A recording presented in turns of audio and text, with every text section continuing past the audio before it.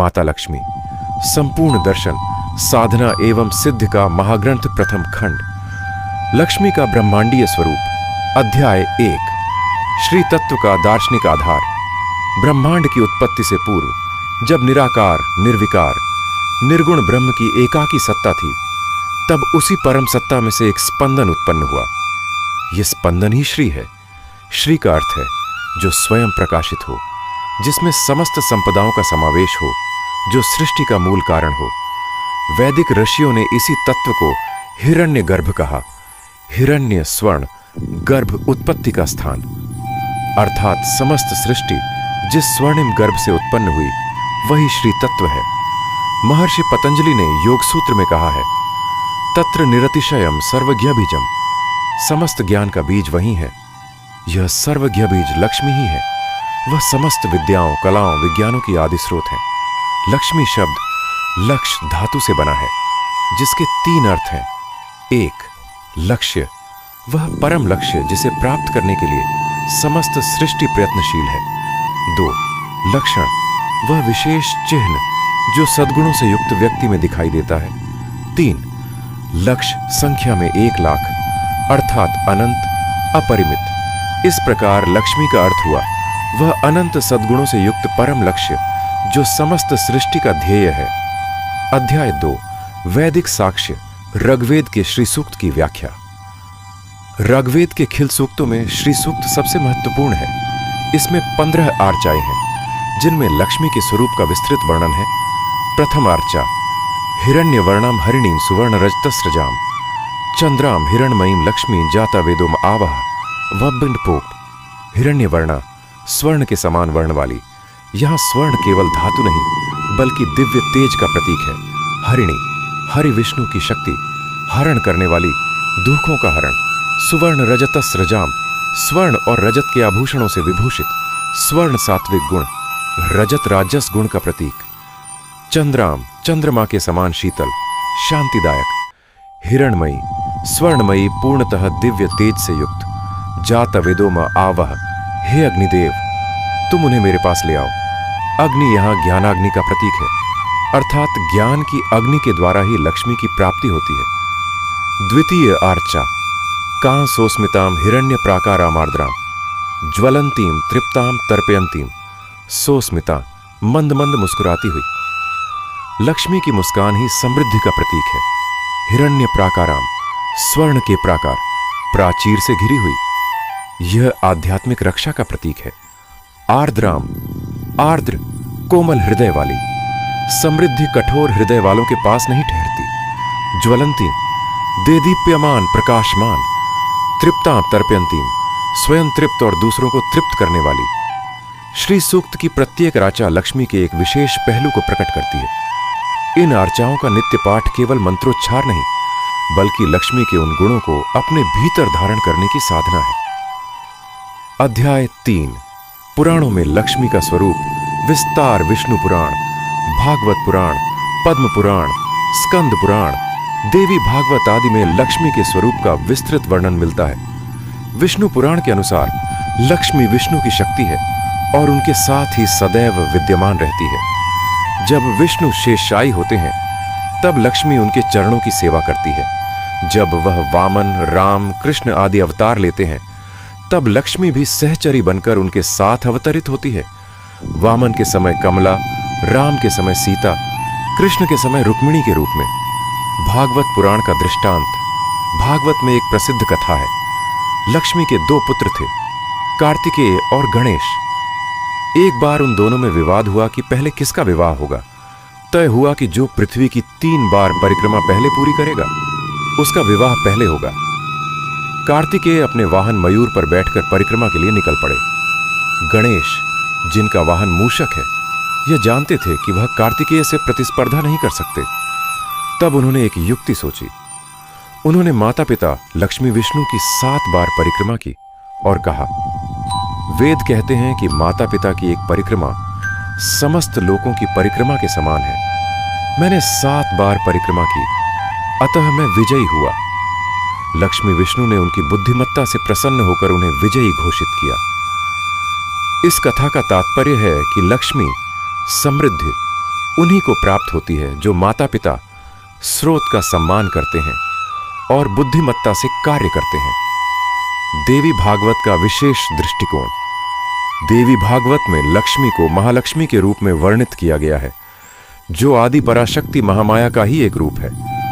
वहां कहा गया है कि जब जब धर्म की हानि और अधर्म की वृद्धि होती है, तब तब महालक्ष्मी विभिन्न रूपों में प्रकट होकर दुष्टों का संहार करती है। वह केवल पालन ही नहीं, संहार भी करती है।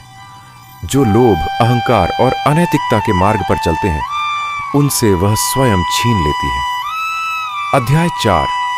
लक्ष्मी और विष्णु का दिव्य संबंध। पुरुष और प्रकृति का सामंजस्य। लक्ष्मी और विष्णु का संबंध केवल पति पत्नी का नहीं, बल्कि दो परम सिद्धांतों का अविभाज्य मिलन है। विष्णु तत्व, विष्णु व्यापक हैं, जो सर्वत्र व्याप्त हैं। वह सृष्टि के पालनहार हैं, धर्म के रक्षक हैं। उनके 4 हाथ 4 पुरुषार्थों के प्रतीक हैं। 1. शंख, धर्म, नैतिकता। 2. चक्र, अर्थ, भौतिक संपदा। 3. गदा, काम, वैध इच्छाएं। 4. पद्म, मोक्ष, आध्यात्मिक मुक्ति। लक्ष्मी तत्व। लक्ष्मी वह शक्ति है जो इन पुरुषार्थों को साकार करती है। बिना शक्ति के पुरुष निष्क्रिय है, बिना पुरुष के शक्ति निर्देशा नहीं। यह द्वैत अद्वैत का सुंदर समन्वय है। वैकुंठ, लक्ष्मी नारायण का धाम। वैकुंठ वह लोक है जहां विकुंठ, विकार नहीं है। लक्ष्मी नारायण का साथ ही विकार रहित अवस्था का प्रतीक है। जहां समृद्धि और धर्म का समन्वय है, वही वैकुंठ है। मनुष्य के हृदय में जब लोभ, ईर्ष्या, क्रोध के विकार नहीं होते और समृद्धि धर्म के मार्ग पर चलती है, तब वह हृदय ही वैकुंठ बन जाता है। अध्याय 5। अष्टलक्ष्मी। संपूर्णता के 8 पहलू। लक्ष्मी के 8 रूप मानव जीवन के 8 आधारभूत आवश्यकताओं को पूरा करते हैं। 1. आदि लक्ष्मी। वह मूल प्रकृति है जिससे सृष्टि की उत्पत्ति हुई। आदि का अर्थ है आदि कारण। यह रूप परब्रह्म की शक्ति का प्रतीक है। इनकी उपासना से साधक को मूल कारण की प्राप्ति होती है। जीवन में गहन अर्थ और उद्देश्य मिलता है। 2. धन लक्ष्मी। यह सबसे प्रसिद्ध रूप है, भौतिक धन दौलत की अधिष्ठात्री। परंतु यहां धन का अर्थ केवल मुद्रा नहीं। धन वह सब कुछ है जो मूल्यवान है। स्वास्थ्य, समय, ऊर्जा, प्रतिभा। धन लक्ष्मी की उपासना से व्यक्ति को धन की प्राप्ति होती है, पर साथ ही उसका सदुपयोग करने की बुद्धि भी मिलती है। 3. धान्य लक्ष्मी। धान्य, अन्न। अन्न ही जीवन है। इस कृषि प्रधान देश में धान्य लक्ष्मी का विशेष महत्व है। यह रूप प्रकृति की उर्वरा शक्ति का प्रतीक है। इनकी कृपा से अन्न की कोई कमी नहीं रहती। आज के संदर्भ में यह खाद्य सुरक्षा की अधिष्ठात्री है। 4. गज लक्ष्मी। हाथी शक्ति, प्रतिष्ठा और राजसी वैभव का प्रतीक है। प्राचीन काल में राज्याभिषेक के समय गज लक्ष्मी की पूजा की जाती थी। यह रूप व्यक्ति को सामाजिक प्रतिष्ठा, अधिकार और गरिमा प्रदान करता है। सफल प्रशासक, नेता, प्रबंधक गज लक्ष्मी की कृपा से ही सफल होते हैं। 5. संतान लक्ष्मी। संतति ही कुल की वृद्धि और समाज की निरंतरता का आधार है। संतान लक्ष्मी केवल संतान प्राप्ति ही नहीं, बल्कि सुयोग्य गुणवान संतान के लिए भी आवाहन है। यह रूप मातृत्व की रक्षा करता है, प्रजनन स्वास्थ्य को सुरक्षित रखता है। 6. वीर लक्ष्मी। वीर, वीरता, साहस। यह रूप योद्धाओं, सैनिकों और हर उस व्यक्ति की अधिष्ठात्री है जो धर्म की रक्षा के लिए संघर्ष करता है। वीर लक्ष्मी केवल शारीरिक साहस ही नहीं, बल्कि नैतिक साहस भी प्रदान करती है। अन्याय के विरुद्ध खड़े होने की शक्ति। 7. विद्या लक्ष्मी। विद्या, ज्ञान, यह सबसे महत्वपूर्ण लक्ष्मी है। भारतीय परंपरा में विद्या को सबसे बड़ा धन माना गया है। विद्या लक्ष्मी सभी प्रकार के ज्ञान की अधिष्ठात्री है। वैदिक ज्ञान, विज्ञान, कला, संगीत, साहित्य, प्रबंधन, प्रौद्योगिकी। इनकी कृपा से साधक को अनेक विद्याओं में निपुणता प्राप्त होती है। 8. विजय लक्ष्मी। विजय, सफलता। यह रूप हर प्रयास में सफलता प्रदान करता है, चाहे वह शैक्षणिक परीक्षा हो, व्यापारिक सौदा हो, न्यायालय का मुकदमा हो या जीवन का कोई भी संघर्ष। विजय लक्ष्मी सदैव सफलता प्रदान करती है, पर यह सफलता धर्म के मार्ग पर चलकर ही प्राप्त होती है। इन 8 रूपों की उपासना मनुष्य को संपूर्ण बनाती है। कोई भी एक रूप अकेला पर्याप्त नहीं। धन है पर स्वास्थ्य नहीं तो क्या? विद्या है पर संतान नहीं तो क्या? सभी आठों का समन्वित विकास ही सच्ची समृद्धि है। द्वितीय खंड, लक्ष्मी साधना के प्राचीन ग्रंथ एवं विधियां। अध्याय 6, लक्ष्मी तंत्र, साधना का गूढ़ विज्ञान। तंत्र शास्त्र में लक्ष्मी साधना का विस्तृत विवेचन मिलता है। लक्ष्मी तंत्र, लक्ष्मी कल्प, श्री विद्या आदि ग्रंथों में श्री यंत्र की साधना को सर्वश्रेष्ठ बताया गया है। श्री यंत्र यह समस्त यंत्रों का राजा माना जाता है। इसमें 9 त्रिकोण, 14 भुवन, अष्टदल कमल और बाहरी भाग में भूपुर होता है। यह संपूर्ण ब्रह्मांड का सूक्ष्म प्रतीक है।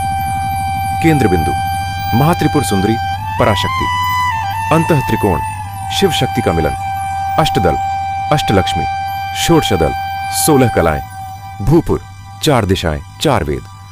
श्री यंत्र की साधना में यंत्र पर ध्यान करके, मंत्रों का जाप करके साधक क्रमशः बाह्य जगत से आंतरिक केंद्र की ओर यात्रा करता है। यह यात्रा भौतिक संपदा से लेकर आध्यात्मिक मुक्ति तक की है। लक्ष्मी कवच, यह एक रक्षात्मक स्तोत्र है जिसमें लक्ष्मी को शरीर के विभिन्न अंगों में स्थापित किया जाता है। हृदय पातु मां लक्ष्मी, शिरो मां सर्वदा वृणु। लक्ष्मी मेरे हृदय की रक्षा करें, सदैव मेरे शिर को धारण करें। इस कवच का पाठ करने वाला व्यक्ति न केवल बाह्य संकटों से बल्कि आंतरिक दरिद्रता, नकारात्मक विचार से भी सुरक्षित रहता है। अध्याय 7, पुराणों में वर्णित लक्ष्मी साधनाएं। 1, दीपावली लक्ष्मी पूजन। कार्तिक मास की अमावस्या को लक्ष्मी पूजन का विशेष विधान है। इस दिन लक्ष्मी भ्रमण करती है और जो घर स्वच्छ, प्रकाशित और आनंदमय होता है वहां निवास करती है। विधि, प्रातःकाल स्नानादि से निवृत्त होकर घर की शुद्धि, स्वस्तिक चिन्ह बनाना, गणेश लक्ष्मी की प्रतिमा स्थापित करना, पंचोपचार या षोडशोपचार पूजा। एयुएम महालक्ष्म्यै च विद्महे विष्णु पत्न्यै च धीमहि तन्नो लक्ष्मी प्रचोदयात्। मंत्र का जाप, कमल घट्टे या सिक्कों का दान दो। वर लक्ष्मी व्रत, श्रावण मास की शुक्ल पक्ष की पूर्णिमा से पूर्व के शुक्रवार को यह व्रत किया जाता है। विवाहित स्त्रियां पति की दीर्घायु और सुख के लिए यह व्रत करती हैं।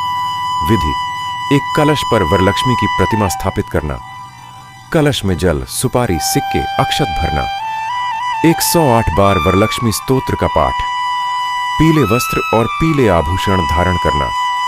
3, श्री पंचमी व्रत, माघ मास की शुक्ल पक्ष की पंचमी को यह व्रत किया जाता है। इस दिन लक्ष्मी और सरस्वती की संयुक्त पूजा की जाती है क्योंकि धन और विद्या का समन्वय ही पूर्ण समृद्धि है। यह कथा यहीं पर समाप्त होती है। तो प्रिय दर्शन बंधु, ये कथा आपको कैसी लगी कमेंट में जरूर बताएं और हमारे चैनल हिंदू कथा को सब्सक्राइब करना ना भूलें। धन्यवाद।